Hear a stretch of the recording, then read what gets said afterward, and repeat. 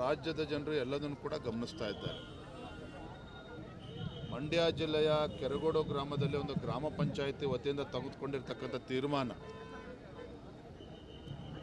ಅಲ್ಲಿ ಧ್ವಜಸ್ತಂಭ ನಿರ್ಮಾಣ ಮಾಡಿರ್ತಕ್ಕಂಥದ್ದೇ ಅಲ್ಲಿ ರಾಮಧ್ವಜವನ್ನು ಹಾರಿಸಬೇಕು ಅಂತೇಳಿ ಅವರ ಒಂದು ಭಾವನೆಯ ವಿರುದ್ಧವಾಗಿ ಇವತ್ತು ರಾಜ್ಯ ಸರ್ಕಾರ ನಡೆದುಕೊಂಡಿದೆ.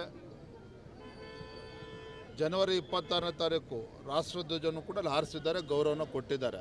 ಆದರೆ ರಾಷ್ಟ್ರಧ್ವಜಕ್ಕೆ ಅಗೌರವ ಮಾಡ್ತಕ್ಕಂಥ ರೀತಿಯಲ್ಲಿ ನಡ್ಕೊಂಡಿರ್ತಕ್ಕಂಥದ್ದು ರಾಜ್ಯ ಸರ್ಕಾರ.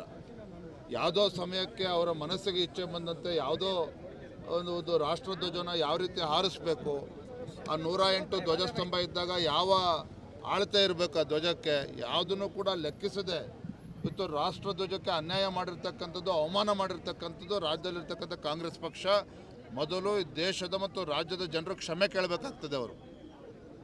ಮತ್ತು ಅಲ್ಲೇ ಗ್ರಾಮ ಪಂಚಾಯತಿ ಎಲ್ಲ ಸದಸ್ಯರು ತೀರ್ಮಾನ ಮಾಡಿ ಇವತ್ತು ಹನುಮನ ಧ್ವಜ ಹಾರಿಸ್ತೀವಿ ಅಂತ ಹೇಳಿದ್ರೆ ಅದಕ್ಕೂ ಇವರು ವಿರೋಧ.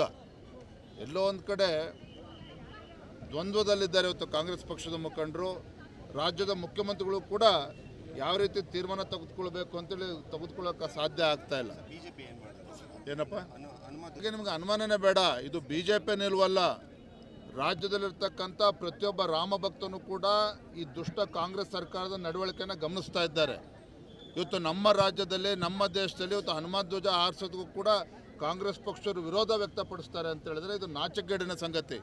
ಇದು ನೋಡ್ಕೊಂಡು ಕಣ್ಮುಚ್ಕೊಂಡು ಕೇವಲ ಭಾರತೀಯ ಜನತಾ ಪಾರ್ಟಿ ಅಲ್ಲ, ಯಾವುದೇ ಒಬ್ಬ ರಾಮ ಭಕ್ತ ಇದನ್ನು ನೋಡ್ಕೊಂಡು ಕಣ್ಮುಚ್ಕೊಂಡು ಕೊಡೋದಕ್ಕೆ ಸಾಧ್ಯ ಇಲ್ಲ. ಧನ್ಯವಾದ. ಅನುಕ್ಷಣದ ಸುದ್ದಿಗಳಿಗಾಗಿ ವಿಸ್ತಾರ ನ್ಯೂಸ್ ಯೂಟ್ಯೂಬ್ ಚಾನೆಲ್ ಸಬ್ಸ್ಕ್ರೈಬ್ ಮಾಡಿ.